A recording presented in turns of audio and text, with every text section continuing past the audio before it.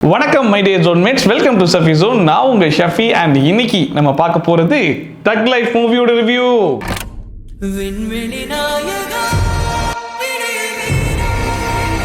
ஒரு பெரிய போராட்டத்துக்கு அப்புறம் தான் படமே ரிலீஸ் ஆச்சு அப்படிங்கிற மாதிரி சொல்லுவாங்க பாத்தீங்களா. அது உண்மையிலே தக் லைஃப் படத்துக்கு தான் பொருந்தும். ஏன்னா ஆடியோ லான்ச் அப்போ உலகநாயகன் பேசின பேச்சு ஒரு கான்ட்ரவர்சியா மாறி இன்னைக்கு கர்நாடகால படம் ரிலீஸ் ஆகல, மற்றபடி எல்லா இடத்துலையுமே பிளான் பண்ண மாதிரி ரிலீஸ் ஆயிருக்கு.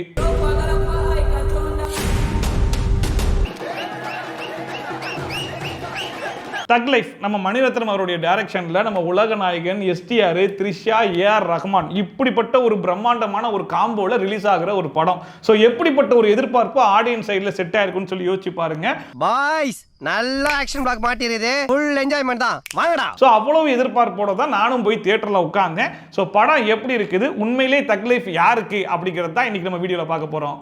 8 அடி பாஞ்சா நீ 18 16. தக் லைஃப் படத்துடைய கதை என்னன்னு சொல்லி கேட்டீங்கன்னா என்ன ரொம்ப இம்ப்ரெஸ் பண்ணதே அந்த கதை தான். ஏன்னா இது வரைக்கும் நம்ம தமிழ் சினிமால பார்க்காத ஒரு புதுமையான கதையை எடுத்து பயங்கரமா பிரசன்ட் பண்ணிருக்காரு அப்படின்னு சொல்லணும்னு எனக்கும் ரொம்ப ஆசை தான்.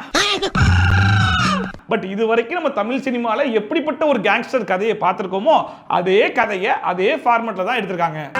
அதேதான் நீங்க போங்க. உள்ள இருந்து நான் பாத்துக்கிட்டு இருப்பேன், வெளியே அமரம் பாத்துக்குவான். என்ன வழக்கமா பெரியவர் இடத்துக்கு தான் எல்லாருமே போட்டி போடுவாங்க, பட் இங்க சின்னவர் இடத்துக்கு எல்லாரும் போட்டி போடுறாங்க.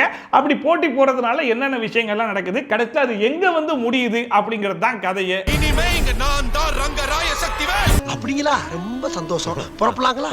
படத்துடைய மிகப்பெரிய பாசிட்டிவ் என்ன அப்படின்னு சொல்லி கேட்டீங்கன்னா கண்டிப்பா படத்துடைய காஸ்டிங் தான். ஏன்னா நம்ம உலகநாயகன், எஸ்டிஆர், ஜோஜு ஜார்ஜ், நாசர், த்ரிஷா, வடிவுக்கரசி, அபிராமி, அசோக் செல்வன் அப்படின்னு சொல்லிட்டு ஒரு எக்கச்சக்கமான பட்டாளத்தை இறக்கி வச்சிருந்தாங்க.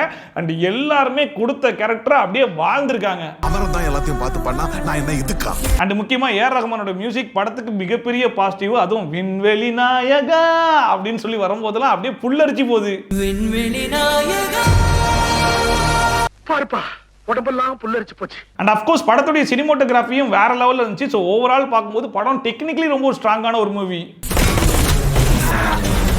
சரி, இப்போ தக் லைஃப் படம் எப்படி தான் இருக்குது அப்படின்னு சொல்லி கேட்டிங்கன்னா வழக்கமாகவே மணிரத்னம் படம் அப்படின்னாலே கொஞ்சம் ஸ்லோவாக தான் போகுன்றது எல்லாருக்கும் தெரிஞ்ச விஷயம் தான்.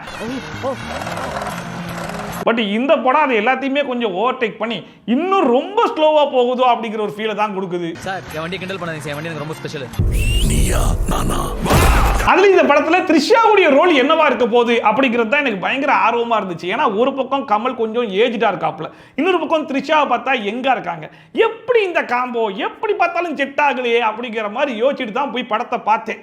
கடைசியில் த்ரிஷா ரோல்ல வச்சிருந்தாங்க பாருங்க ஒரு ட்விஸ்ட், அதை எப்படி என் வாயால சொல்லுவேன் அப்படிங்கிற அளவுக்கு இருந்துச்சு.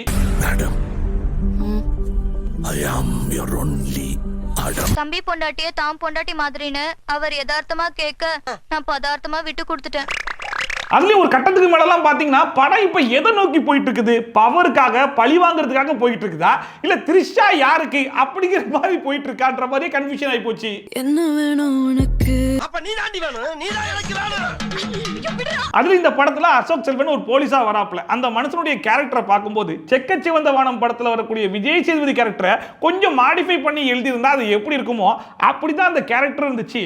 கிட்டத்தட்ட படமே செக்கச்சிவந்த வானத்துடைய பார்ட் 2 மாதிரி தான் தோணுச்சு. அதுலயும் சொல்லுவாங்க பாத்தீங்களா, படத்துல போயிட்டு பெருசா லாஜிக்லாம் பார்க்காதீங்க, லாஜிக்லாம் பார்த்து படம் பார்த்தீங்கன்னா உங்களால ஒரு படம் கூட பார்க்க முடியாது அப்படிங்கிற மாதிரி. அதுக்குன்னு இந்த அளவுக்காடா அப்படிங்கிற மாதிரி லாஜிக்ல எந்த அளவுக்கு பூந்து விளையாட முடியுமோ அந்த அளவுக்கு விளையாடி வச்சிருக்காங்க. அவர் நம்ம வீடு தேடி வராது, நாம தான் கையில் எடுத்துக்கணும். அதுவும் திடீர்னு பார்த்தா படத்துல இந்தியன் தாத்தாலாம் வந்து பெர்ஃபார்ம் பண்ணிக்கிட்டு இருக்காரு. அடே என்னடா சொல்றீங்க, இந்தியன் 2க்கு அப்புறமா இந்தியன் 3ல தான் கம்பேக் கொடுப்பாரு, அதுவும் தியேட்டருக்குலாம் வர மாட்டாரு, பயப்படாதீங்க, ஓடிடி தான் ரிலீஸ் பண்ண போறன்ற மாதிரிலாம் பேசிட்டு இருந்தீங்க. திடீர்னு பார்த்தா இந்த படத்திலேயே இறக்கி வச்சிருக்கீங்கன்ற அளவுக்கு இருந்துச்சு. என்ன வர்ம கலைக்கு பதிலா வேற ஒரு கலையை கத்து வந்தாப்ல, அப்படிதான் டிஃபரன்ஸ்.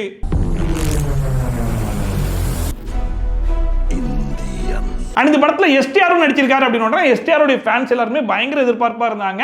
அண்ட் எஸ்டிஆருக்கான ஓப்பனிங் சீன் பயங்கர மாசாக இருந்துச்சு. அதே மாதிரி கிளைமேக்ஸ் ஃபைட் பார்த்தீங்கன்னா அதுவுமே சூப்பராக இருந்துச்சு.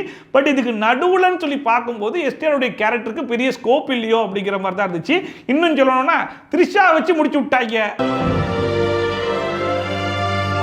இனிமே நீ நானும் ஒண்ணு, கடைசி வரைக்கும். எனக்கு இந்த படத்துல நம்ம பர்சனலா பிடிச்சிருந்தது என்ன அப்படின்னு சொல்லி பாத்தீங்கன்னா, நம்ம அபிராமி வந்து கமல் கிட்ட சொல்லுவாங்க, நான் யாருன்னு நினைச்சேன், நான் காயல் பட்டத்துக்காரிடா அப்படிங்கிற மாதிரி. ஏன்னா அது எங்க ஊரு, நானும் ஒரு காயல் பட்டத்துக்காரன் தான்டா அப்படிங்கிறதுனால நம்ம ஊர் பேரெல்லாம் தியேட்டர்ல அதுவும் இவ்வளவு பெரிய படத்துல கேட்கும்போது சந்தோஷமா இருக்கும்ல, அந்த மாதிரி சந்தோஷமா இருந்துச்சு. என் பேரு ரங்கராய சக்திவேல் நாயக்கன், காயல் பட்டக்காரர். மற்றபடி வேற என்ன சந்தோஷமா இருந்துச்சு அப்படின்னு சொல்லி கேட்டிங்கன்னா, எல்லாரையும் ஸ்க்ரீனில் பார்க்கறதுக்கு சந்தோஷமா இருந்துச்சு. அண்ட் முக்கியமாக நம்ம உலகநாயனுடைய நடிப்பு நல்லா இருந்துச்சு, எஸ்டிஆர் நடிப்பு நல்லா இருந்துச்சு, அபிராமி நடிப்பு நல்லா இருந்துச்சு, நம்ம நாசர் நடிப்பு நல்லா இருந்துச்சு, த்ரிஷா நடிப்பு நல்லா இருந்துச்சுன்ற மாதிரி எல்லாருடைய நடிப்பு நல்லா இருந்துச்சு. ஆனால் கதை திரைக்கதை அப்படின்னு சொல்லி பார்க்கும்போது கொஞ்சம் கோட்டை விட்டுட்டாங்களோ அப்படிங்கிற மாதிரி தான் எனக்கு பர்சனலாக ஃபீல் ஆச்சு. ஓவரால் படம் அப்படின்னு சொல்லி பார்க்கும்போது ஒரு ஒன் டைம் வாட்சபிள். எனக்கு ஏதோ சரியா படல, நீங்க இப்ப போக வேண்டாம். யாரெல்லாம் படம் ஆல்ரெடி பார்த்துட்டீங்க, யாரெல்லாம் படம் பார்க்க போறீங்க அப்படிங்கிறத சொல்லுங்க. அண்ட் யாரெல்லாம் படம் பார்த்துட்டீங்களோ உங்களுடைய பர்சனல் ஒப்பீனியன் என்ன அப்படிங்கிறதையும் மறக்காம கமெண்ட் செக்ஷன்ல சொல்லுங்க. அண்ட் இப்போ நான் சொன்னது முழுக்க என்னுடைய பர்சனல் ரிவ்யூ, என்னுடைய பர்சனல் ஒப்பீனியன் மட்டும் தான். ஸோ இதை வச்சு நீங்க ஜட்ஜ் பண்ணி தியேட்டருக்குலாம் போகாம இருக்காதீங்க. நீங்க தியேட்டருக்கு போய் படத்தை பார்த்து நீங்க எக்ஸ்பீரியன்ஸ் பண்ணுங்க. இனிமே இங்க நான் தான் ரங்கராய சக்திவேல். அண்ட் வழக்கம் போல நிறைய பேர் கமெண்ட் செக்ஷனுக்கு வருவாங்க, இவனுக்கு ரிவ்யூவே பண்ண தெரியலடா, இவனுக்கு பேசிக்கான சினிமா நாலேஜ் இல்லடா, இவன் கண்டதையும் வளர்றான்டா அப்படிங்கிற மாதிரி. நான் கண்டது தானே சொல்ல முடியும். அந்த மாதிரி நான் பார்த்த வரைக்கும் எனக்கு என்ன தோணுதோ அதை தான் உங்ககிட்ட நான் ஷேர் பண்றேன். மற்றபடி எனக்கு சினிமா நாலேஜ் பயங்கரமா இருக்கு, நான் மொத்த நாலேஜையும் வச்சு ரிவ்யூ பண்றேன் அப்படிங்கிற மாதிரி நானே யாருக்கிட்டையும் சொல்றது கிடையாது. நான் ஒரு ஆடியன்ஸா, ஒரு காமன் மேனா ஒரு படத்தை பார்த்தா எனக்கு பர்சனலா என்ன ஃபீல் ஆகுதோ அதை தான் என்னுடைய ரிவ்யூல சொல்றேன். என்னுடைய தனிப்பட்ட கருத்தை நான் என்ன நினைக்கிறேனோ அதை தான் நான் சொல்ல முடியும். அது உங்களுக்கு பிடிச்சிருந்தா ஓகே, பிடிக்கலனாலும் ஓகே. பட் யாரும் நான் சொல்ற ரிவ்யூனால தியேட்டருக்கு போகாம இருந்துடாதீங்க. கண்டிப்பா தியேட்டருக்கு போய் படத்தை பாருங்க. இது எவனுக்கும் எனக்கும் நடக்கிற கதை, நீயா நானா. சோ அவ்வளவுதான் இன்னைக்கு ரிவ்யூ. இன்னைக்கு ரிவ்யூ பார்த்து கொஞ்சமா என்ஜாய் பண்ணிருப்பீங்க நம்புறேன். ஒருவேளை நீங்க என்ஜாய் பண்ணீங்க மறக்காம கமெண்ட் செக்ஷன்ல சொல்லுங்க. இதே மாதிரி ட்ரோல்ஸ் அண்ட் ரிவ்யூஸ்லாம் கண்டிப்பா பார்க்க நினைச்சீங்கன்னா மறக்காம சப்ஸ்கிரைப் பண்ணிட்டு பக்கத்துல இருக்க பெல் ஐகான் டான் தட்டி விட்டீங்கன்னா நான் போடுற வீடியோ நோட்டிஃபிகேஷன் டான் டைமுக்கு வந்து சேர்ந்துடும். சோ மீண்டும் சூப்பரான வீடியோட, சூப்பரான ரிவ்யூவோட, சூப்பரான ட்ரோலோட உங்களை வந்து சந்திக்கிறேன். Bye from Shafi. Tata bye bye and take care.